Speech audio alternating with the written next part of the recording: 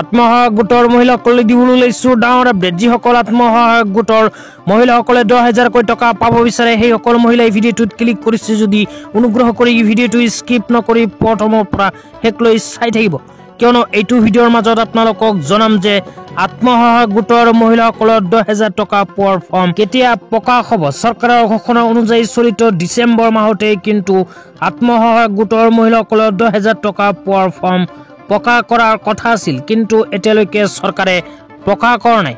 তো চৰকাৰে কেতিয়া প্ৰকাশ কৰিব এই বিষয়ে যদি জানিব বিচাৰে অনুগ্ৰহ কৰি ভিডিঅ'টো স্কিপ নকৰি প্ৰথমৰ পৰা শেষলৈ চাব, আৰু মোৰ চেনেলত নতুন হ'লে প্লিজ চেনেলটো ছাবস্ক্ৰাইব কৰি মোৰ লগত থাকিব। তো বলক ভিডিঅ'টো আৰম্ভ কৰি এই বিষয়ত আমি বিস্তাৰিত জানি লওঁ। তো আপোনালোকে মোবাইল স্ক্ৰীনত চাব পাৰিছে এনেকুৱা এখন আপডেট আপোনালোকক প্ৰদান কৰিম। ইয়াতে কি লিখা আছে পঢ়ি শুনাই দিছোঁ, অনুগ্ৰহ কৰি ভিডিঅ'টো স্কিপ নকৰি চাই থাকিব। তো ইয়াতে লিখা আছে আত্মসহায়ক গোটৰ মহিলাসকলৰ 10,000 টকাৰ আঁচনি। অসমৰ মাননীয় মুখ্যমন্ত্ৰী হিমন্ত বিশ্ব শৰ্মা ডাঙৰীয়াই ঘোষণা কৰা অনুযায়ী যিসকল মহিলাই আত্মসহায়ক গোটৰ লগত জড়িত হৈ আছে সেইসকল আত্মসহায়ক গোটৰ মহিলাসকলক আৰ্থিক দিশত সবল হ'বলৈ প্ৰতিজন মহিলাৰ বেংক একাউণ্ট যোগে প্ৰদান কৰিব 10,000কৈ টকা। প্ৰথম বছৰ মহিলাসকলে 10,000কৈ টকা পোৱাৰ পিছত যদি টকাখিনিৰ সৎ ব্যৱহাৰ কৰে তেন্তে আকৌ দ্বিতীয় বছৰত সেইসকল মহিলাই 25,000কৈ টকা লাভ কৰিব। অসম চৰকাৰে অমৃত বৃক্ষ আন্দোলন আঁচনিৰ গছ পুলি ৰোপণ কৰাৰ সময়ত ঘোষণা কৰিছিল যে যিসকল আত্মসহায়ক গোটৰ মহিলাসকলে গছ পুলি ৰোপণ কৰিব সেইসকল আত্মসহায়ক গোটৰ মহিলাসকলৰ বেংক একাউণ্টত পোনপটীয়াকৈ প্ৰদান কৰা হ'ব 10,000কৈ টকা সিহঁতৰ আৰ্থিক দিশত সবল হ'বলৈ। তাৰপিছত অসমৰ মাননীয় মুখ্যমন্ত্ৰী ডাঙৰীয়াই আৰু এখন ঘোষণা কৰিছে, এই বিষয়টো আপোনালোকক জনাই দিছোঁ।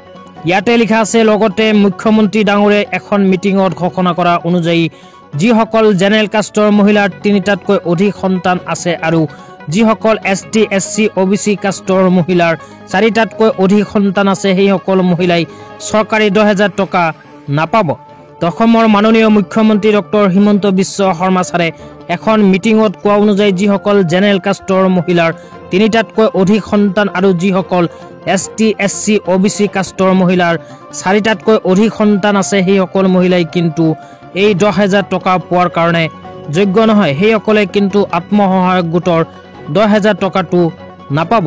তেতিয়া আপোনালোকক জনাই আছোঁ যে চৰকাৰে যিহেতু চলিত ডিচেম্বৰ মাহতে আত্মসহায়ক গোটৰ মহিলাসকলৰ 10,000 টকা প্ৰদানৰ ফৰ্ম প্ৰকাশ কৰাৰ কথা আছিল, কিন্তু এতিয়ালৈকে চৰকাৰে আত্মসহায়ক গোটৰ মহিলাসকলৰ ফৰ্ম প্ৰকাশ কৰা নাই। তো কেতিয়া প্ৰকাশ কৰিব এই বিষয়ত ইয়াতে কি লিখা আছে পঢ়ি শুনাই দিছোঁ। ইয়াতে লিখা আছে 10,000 টকা পোৱাৰ ফৰ্ম কেতিয়া প্ৰকাশ হ'ব। অসমৰ মাননীয় মুখ্যমন্ত্ৰী ডাঙৰীয়াই ঘোষণা কৰা অনুযায়ী চলিত ডিচেম্বৰ মাহতে আত্মসহায়ক গোটৰ মহিলাসকলৰ 10,000কৈ টকা প্ৰদানৰ ফৰ্ম প্ৰকাশ কৰিব, কিন্তু প্ৰায় ডিচেম্বৰ মাহ শেষেই হ'ল এতিয়ালৈকে কিন্তু চৰকাৰে প্ৰকাশ নকৰিলে আত্মসহায়ক গোটৰ মহিলাসকলৰ 10,000 টকা পোৱাৰ ফৰ্ম।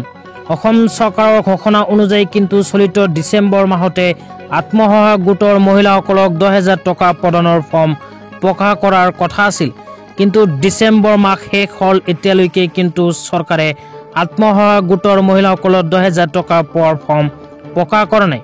তো কেতিয়া প্ৰকাশ হ'ব এই প্ৰশ্নৰ উত্তৰত আপোনালোকক এইটোৱে ক'ব পাৰোঁ যে অসম চৰকাৰে কিবা অসুবিধাত হয়তো আত্মসহায়ক গোটৰ মহিলাসকলৰ 10,000 টকা পোৱাৰ ফৰ্ম ডিচেম্বৰ মাহত প্ৰকাশ কৰা নাই।